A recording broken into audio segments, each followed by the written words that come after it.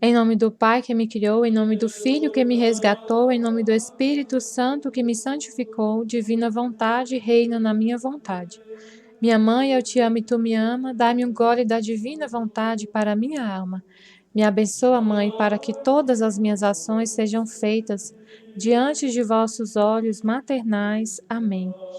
A Virgem Maria e o Diabo nos Exorcismos, Francesco Bamonte.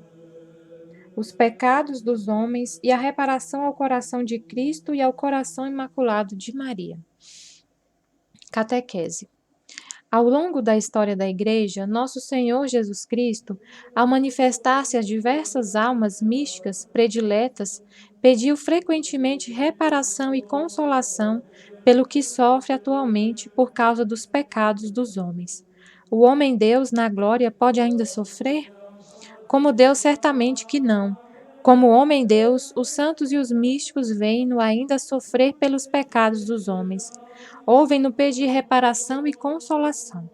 Sobretudo, com a revelação do culto do Sagrado Coração, mediante as visões reconhecidas pela Igreja de Santa Margarida Maria Alacoque, esta realidade presencial de Cristo na história das almas parece fora de dúvida. Mas em que sentido devemos interpretar estes sofrimentos? No sentido em que ainda hoje continua a sofrer. Ainda hoje, Cristo continua a sofrer misteriosamente no seu corpo místico, que é a Igreja. E neste sofrimento de hoje pode atualmente ser consolado. São Paulo converteu-se a compreender os sofrimentos de Cristo que continuam na Igreja e no mundo. Enquanto ele se dirigia para Damasco para prender os cristãos daquela cidade, por volta do meio-dia, repentinamente uma grande luz vinda do céu refugiu-se sobre ele. Caiu por terra e ouviu uma voz dizer-lhe: Saulo, Saulo, por que me persegues? E Saulo respondeu: Quem és tu, Senhor? Aquela voz disse-lhe: Eu sou Jesus que tu persegues. Eu sou Jesus que tu persegues. A perseguição de Saulo não tinha por objeto direto o próprio Jesus, mas os seus discípulos. Contudo, Jesus censura-o. Por que me persegues? Fala como alguém que está a sofrer nos seus. Cristo continua a sua paixão nas perseguições que ainda hoje, na pessoa dos seus discípulos, quando a sua igreja é perseguida, quando é vilipendiada a pessoa do Papa e dos legítimos pastores. Cristo continua a sua paixão naqueles que sofrem por causa da sua fé e do seu testemunho acerca dele. Cristo sofre nos membros chagados do seu corpo, que é a Igreja. E como Maria é inseparável de Cristo, também ela sofre juntamente com ele. Cristo e Maria sofrem especialmente pelos pecados e as infidelidades daqueles que se dizem cristãos. Cristo e Maria sofrem, e muito, quando se repete a traição de Judas nas defeções ou na rebelião de sacerdotes, religiosos ou religiosas. A Santa Margarida Maria Alacoque, Cristo mostrou seu coração traspassado e a sangrar, portanto ele sofria. Em La Salette, Nossa Senhora apareceu às crianças a chorar, dando como motivo a recusa dos homens de submeter a seu Filho Jesus Cristo, a quem Deus submeteu todas as coisas. Em Fátima, Nossa Senhora mostrou seu coração imaculado cravado de espinhos. Além disso, Nossa Senhora, apesar de aparecer majestosamente bela, mostrou-se triste, contudo também ela, como Cristo, está no paraíso e já não pode sofrer. Então, como podemos explicar este sofrimento que parece atual? Na minha opinião, deste modo. Estando agora na glória celeste, e por isso já não podendo sofrer, naqueles corações sofredores de Cristo e de Maria que eles nos mostram, estão representadas simultaneamente não só os sofrimentos que eles ofereceram por nós ao Pai durante a sua vida terrena, mas também os nossos. Portanto, representam os seus sacratíssimos corações, unidos aos corações daqueles que nesta terra, com amor, se oferecem a Deus, como eles durante a sua vida terrena se ofereceram com amor a Deus.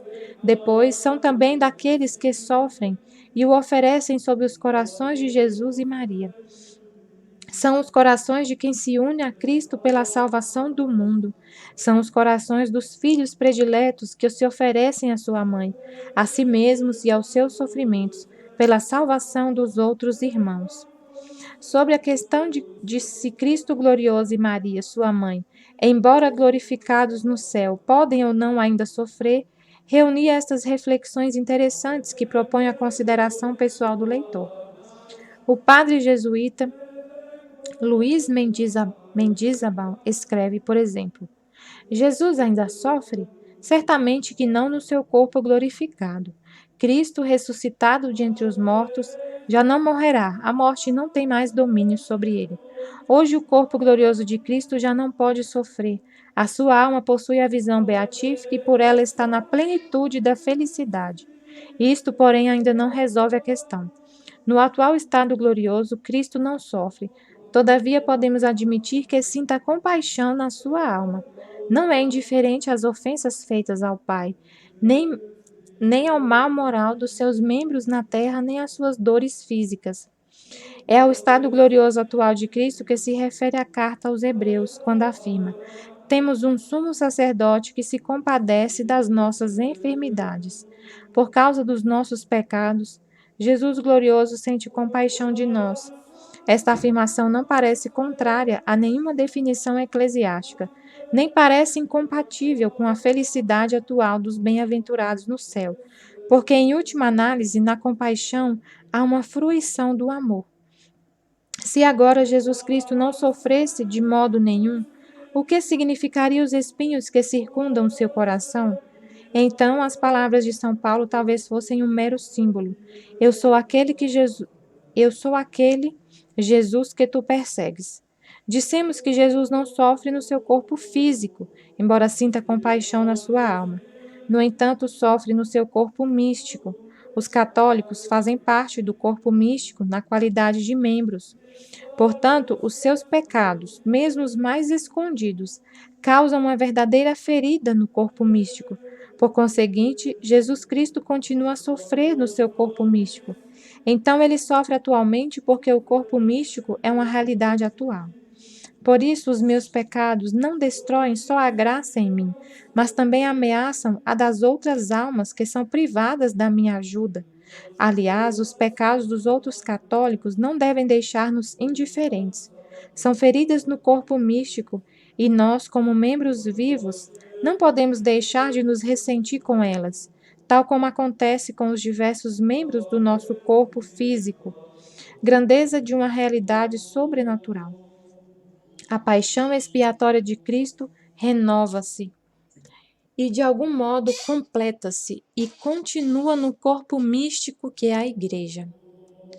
As nossas ações são ou uma alegria ou uma ferida no coração de Jesus. Não só porque na sua vida mortal ele viveu-as todas, tendo sido causa de alegria e de dor, mas também porque agora Jesus Cristo ressente-se delas. Agora Jesus já não pode sofrer no seu corpo físico, mas ao contrário, pode rejubilar e gozar. Cada boa ação leva-lhe prazer. Alegra-se ao ver-me entrar numa igreja, como aconteceria com um amigo que eu visitasse. Os nossos pecados, embora não possam causar-lhe nenhuma dor, dado que ele, pela sua glorificação, não pode sofrer, são, porém, objeto da sua íntima compaixão e são uma verdadeira ferida e causa de sofrimento para o seu corpo místico. Nós, que pertencemos à Igreja Católica, somos uma só coisa e as ações de cada um de nós influem no corpo místico inteiro. Deus quis que a salvação de muitas almas dependesse da nossa perfeição. O pecador perdeu todo o direito à vida sobrenatural e não tem a mínima possibilidade de exprimir um desejo eficaz de ser libertado do pecado. De fato, esse desejo é fruto da misericórdia divina, e Deus pode fazer depender a concessão desta graça das nossas orações e boas obras. Deus não envia à sua igreja muitas graças porque os nossos pecados realmente o impedem. O corpo místico sofre com os pecados de cada um de nós. A aparição a São Paulo na estrada de Damasco não era apenas um símbolo. O coração de Cristo ferido mostra-nos este verdadeiro sofrimento. não só as dores que padeceu durante a sua vida na terra, mas também as atuais no seu corpo místico e o seu sentimento de compaixão atual pelos pecadores. À luz deste conceito, podemos compreender melhor qual deverá ser o nosso modo de corresponder. Santa Teresinha Bendita da Cruz escreve: o Salvador não está sozinho na cruz.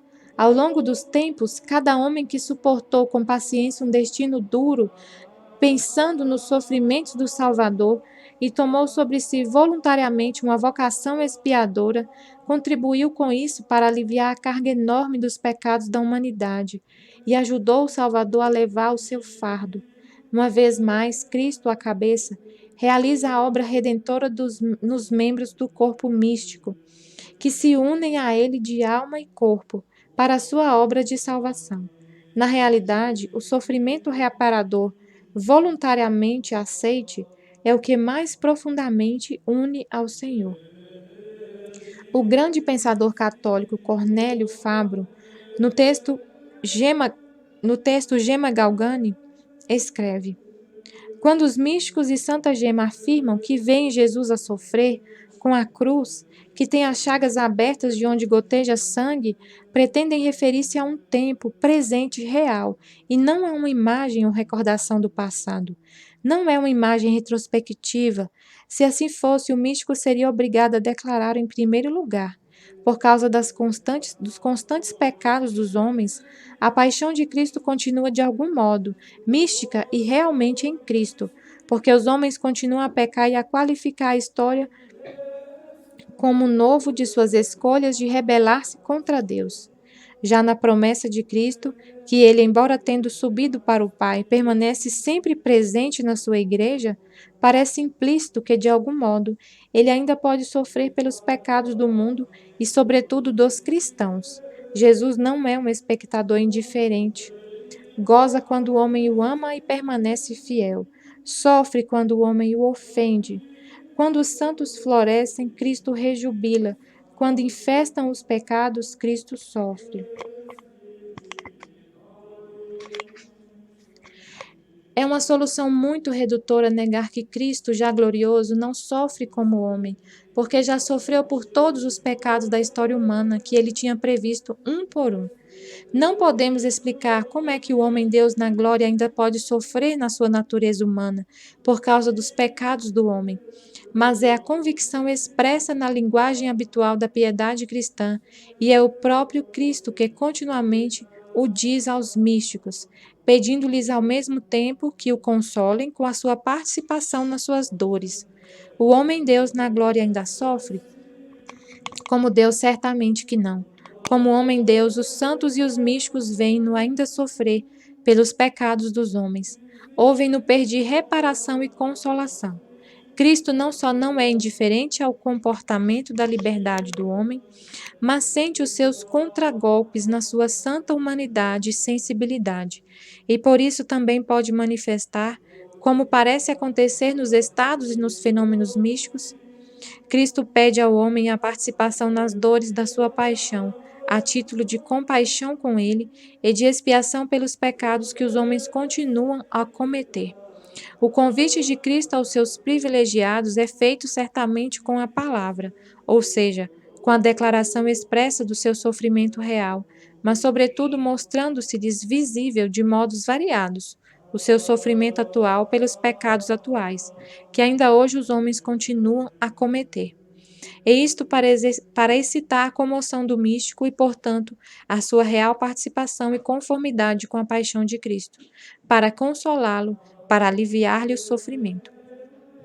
Sobre este tema também interveio o cardeal Carlo Maria Martini, ao comentar o significado das lágrimas de Nossa Senhora no Santuário de La Salette, aonde ele fora em peregrinação por ocasião do aniversário da aparição, exprimiu-se assim: deveríamos refletir longamente sobre o sofrimento da Virgem Maria, já que não sofreu apenas durante a sua existência, mas também ainda sofre e continua a sofrer. Hoje sofre com as culpas da humanidade, tem compaixão das minhas fraquezas, das minhas fragilidades e dos meus medos.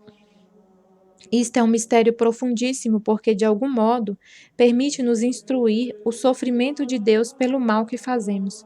Um mistério que a teologia dificilmente consegue elaborar, já que temos do sofrimento um conceito negativo, como se tratasse de uma imperfeição que não pode ser atribuída nem a Deus nem a Maria. No entanto, a mensagem de La Salette convida-nos a ir além da verdade de Deus perfeitíssimo, de Maria feliz na glória. A felicidade divina, a felicidade dos santos, não é tão perfeita que não permita envolver-se na infelicidade humana. Com palavras humanas, chamamos-lhe sofrimento, mas seria melhor dizer paixão de amor, amor apaixonado e cheio de ternura, justamente de compaixão. A propósito, gostaria de citar alguns pensadores e místicos. A senhora que chora, escreve Paulo Claudel, referindo-se a La Salette, e o grito que emite: desde há muito tempo sofro convosco, indicam que no céu se sofre. Ela segura o braço do filho, mas não é o filho que é mais onisciente e mais onipotente? São coisas que uma teologia circunspecta tenta justificar, mas que o coração compreende. E François Mauriac diz: as lágrimas da Virgem Maria levam-nos a orar no mesmo terreno das lágrimas do Senhor. Jesus chora, Nossa Senhora chora sobre aqueles que me conhecem e não me acolheram. Em La Salette, Maria chora sobre a rejeição daqueles que sabem o que fazem. As palavras talvez mais incisivas sobre a mensagem deste santuário foram escritas por Jacques Maritain, que meditou longamente sobre esta mensagem e que precisamente aqui se preparou com a esposa para receber, depois da conversão, o sacramento do crisma. Se a senhora chorou, quer dizer que no complexo de sinais que os homens podem compreender, nenhum outro podia exprimir melhor a realidade inefável de tudo o que acontece no céu. Não é por excesso, mas antes por defeito, que pecam aqueles meios de expressão que implicam alguma imperfeição ou alguma dor real, incompatível com a bem-aventurança. As lágrimas da Rainha do Céu estão muito longe de mostrar-nos o soberano horror que Deus e sua mãe sentem pelo pecado e a sua soberana misericórdia pela miséria dos pecadores.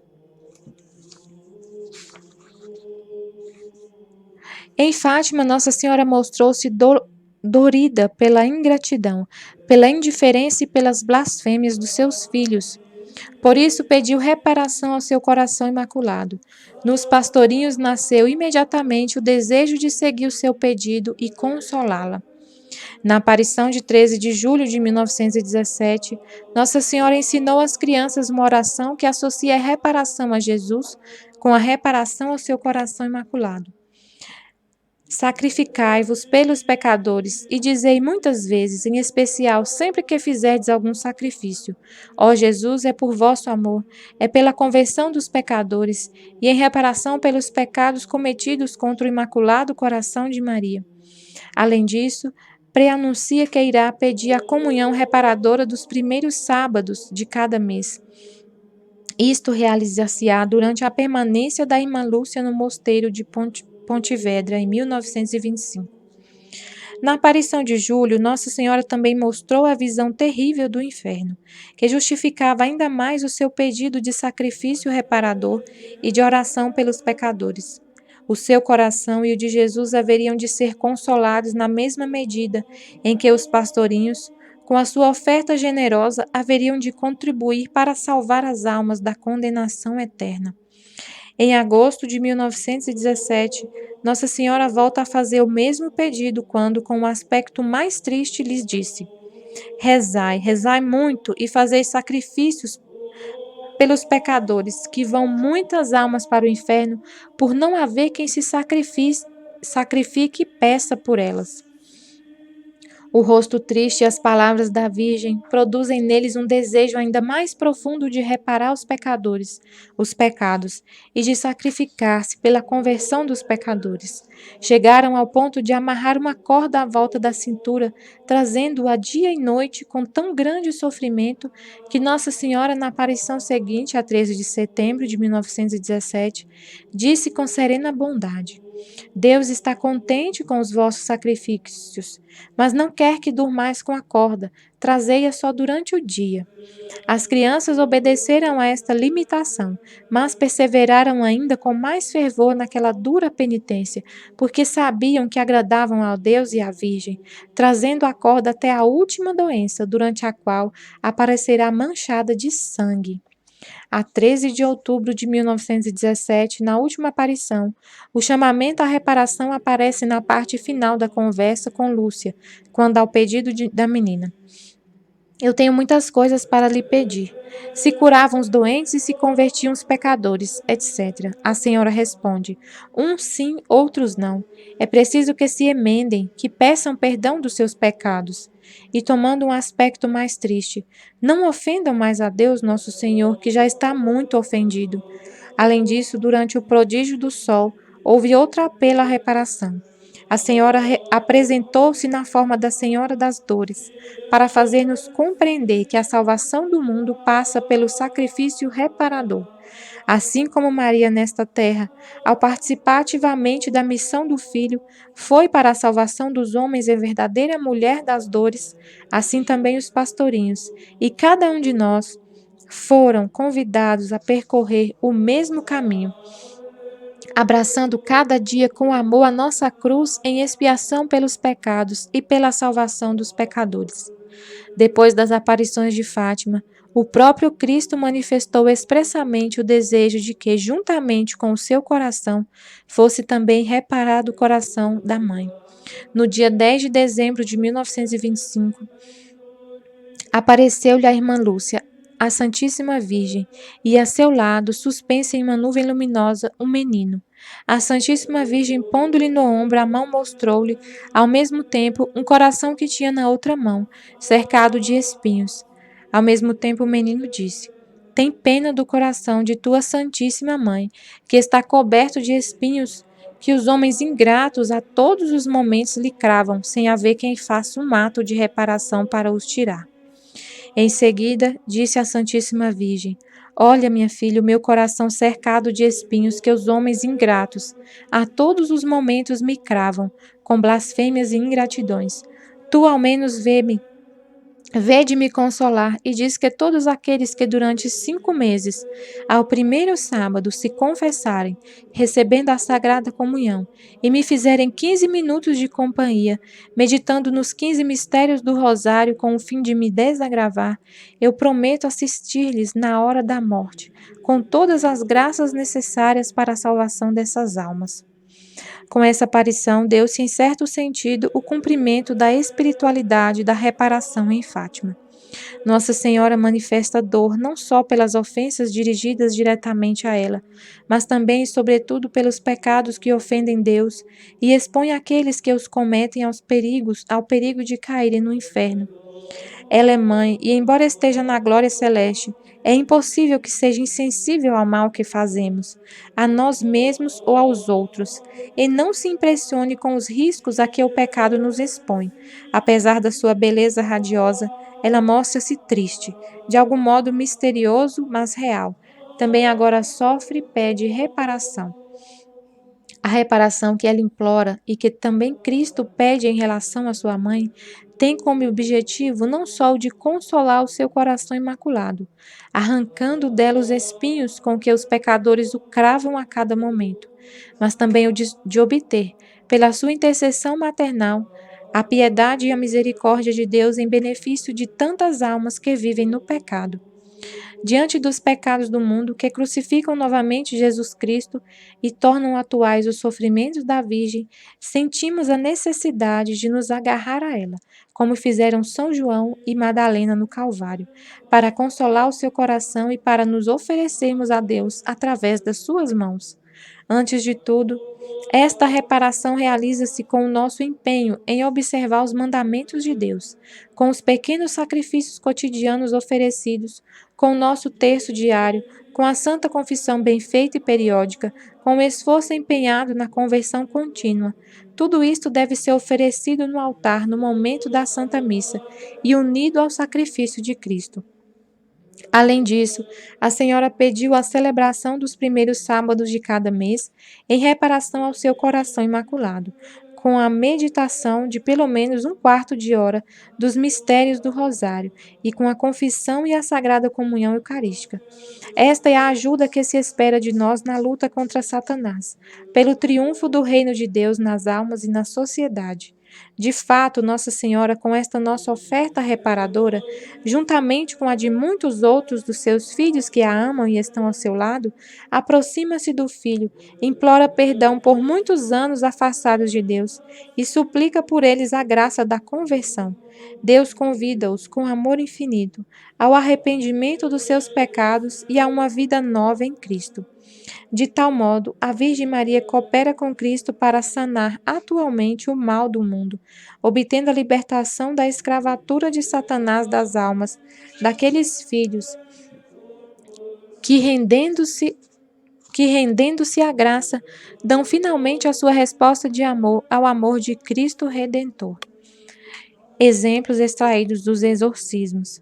Um dia, apercebo-me de que Deus humilhava o demônio, obrigando-o a louvar a Virgem Maria com estas palavras: Ela é a única que está em toda parte. Mata-me, sempre me matou. Vira-me tudo de pernas para o ar. O seu véu maldito estrangula-me sempre. Nenhum de nós resiste. Então exclamei: Dou-te graças, ó Mãe, graças ao coração imaculado. O demônio respondeu imediatamente: Deixe estar aquele coração. Enfiamos-lhe uma espada e não morreu. Crucificamos o seu filho e não morreu, e ganhou outros filhos. Noutra ocasião, enquanto eu louvava o coração imaculado de Maria, o demônio disse: O seu coração é a nossa dor. Por mais que tenhamos cravado o seu coração, por mais que o tenhamos esmagado, tanto mais ela nos esmagou. Quanto mais ela sofria, tanto mais nós sofríamos. Nós queríamos gozar, ela, ao contrário, matava-nos com o seu pranto. As suas lágrimas são fogo que nos mata. No outro dia, enquanto eu invocava a intercessão do coração imaculado de Maria, o demônio falou dos espinhos cravados nela, que representam os pecados da humanidade, e daqueles que reparam as ofensas contra este coração, e disse: Os homens ajudaram-me a cravá-la com um bilhão de espinhos. Vós ajudastes-me a cravar-lhe todos aqueles espinhos. Fostes vós quem me ajudou. Quanto mais espinhos, tanto mais força. Quanto mais dor, mais glória. Os vossos pecados transformaram-se em glória, porque outras tantas almas se consagram a expiá-los. E cada alma faz com que salte um espinho, e cada espinho que salta espeta uma brasa no nosso cérebro. Esbofeteamo-la, batemos neles, queimamo-los, esgandanhamo-los, despedaçamo-los, e eles de joelhos a rezarem. Nós insultamo-los, caluniamo-los, e eles de joelhos a orarem. Nunca mais acabará essa tortura, nunca mais acabará essa tortura. São demasiados, são demasiados. Quantos inconscientes se consagram e não esperam senão morrer por aquela e o seu filho.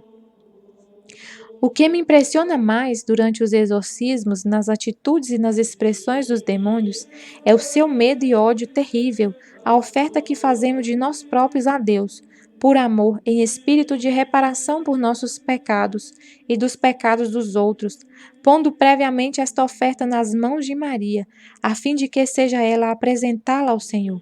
Na prática, trata-se de dar, com grandíssimo amor, pelas mãos de Maria, a nossa vida a Deus, com a intenção de reparar as ofensas que ele e a Virgem Maria recebem dos pecados do mundo, para reparar as consequências dos nossos pecados e dos pecados dos outros, para obter a conversão daqueles que, por causa dos seus pecados, correm o tremendo perigo da condenação eterna.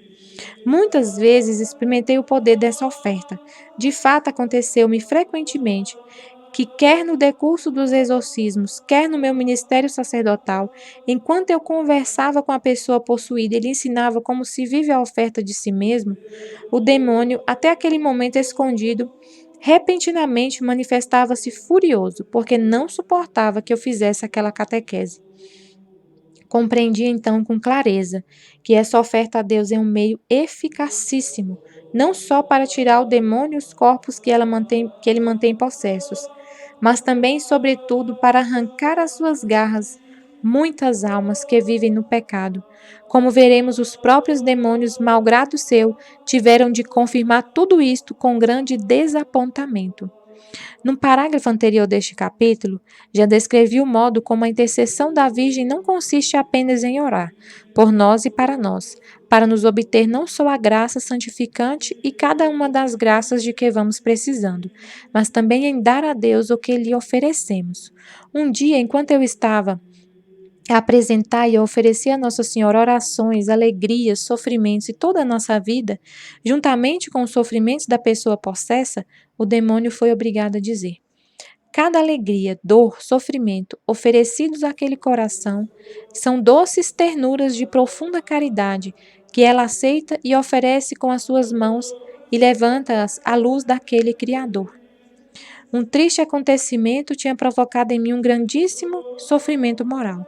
Uma manhã, quando retomei aos exorcismos, no primeiro dia depois daquela prova dolorosa, o demônio, sentindo-se irritado com meu regresso aos exorcismos, quis desforrar-se e de repente começou a descrever com grande precisão e rindo-se perfidamente e com grande satisfação todos os fatos que me tinham acusado daquela aflição, gabando-se de ter contribuído para suscitá-los e para fomentá-los. Também ameaçava provocar-me outros. Então fiz esta oração: Senhor, pelas mãos da Mãe Celeste, ofereço-te, com todo o meu coração, aqueles sofrimentos. Ainda não tinha acabado de dizer a palavra sofrimentos, e o demônio já mudava a música.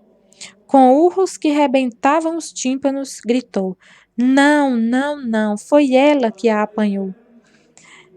E soltou um palavrão. Roubou-a, logo a levou. Referia-se à oferta do sofrimento. Levou-a aquele imediatamente. Quase nem deu tempo de apanhá-la. Apanhou-a e levou-la lá em cima. Todas elas, almas que me levou. Estava ainda viva em minha recordação de um episódio que aconteceu recentemente. Durante uma conversa pessoal, eu tinha ensinado a oferta a Deus de si próprio, pelas mãos de Maria, ao marido de uma senhora que recebia exorcismos. Eu também tinha composto uma oração que ele deveria inserir entre as suas orações da manhã e da noite, para vivificar o espírito desta oferta diária. Naquele momento, a esposa não tinha qualquer possibilidade de saber nada do que eu dissera ao marido, porque vinha ao nosso encontro com a filha. Tendo chegado junto de nós e sido iniciado o exorcismo, logo o demônio, berrando, disse: É inútil que ensines aquelas coisas a esse. E disse um palavrão, apontando com o dedo o marido daquela mulher. E depois: Aquele papel que escreveste, referia-se claramente à oração que eu tinha composto. Vou rasgá-lo, vou rasgá-lo. Ave Maria, cheia de graça, o Senhor é convosco. Bendita sois vós entre as mulheres, e bendito é o fruto do vosso ventre, Jesus. Santa Maria, Mãe de Deus, rogai por nós, pecadores, agora e na hora de nossa morte. Amém. Em nome do Pai, do Filho e do Espírito Santo. Amém. Fiat.